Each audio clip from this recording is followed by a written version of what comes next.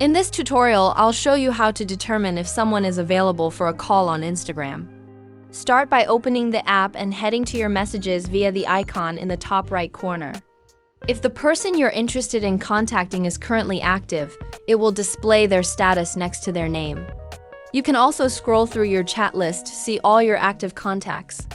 To check if someone is available for a call, tap on their chat and look for a small green dot next to the video call icon. This indicates they're likely available for a call. However, remember that even if they appear active, they might be busy or unable to respond. If you don't see the green dot, it might mean they're not available or are engaged in another call. Additionally, if their activity status shows they were last online several hours ago, it's a good indication they're not currently accessible for a call. If this guide was helpful, feel free to ask any questions in the comments, and don't forget to like and subscribe for more tips.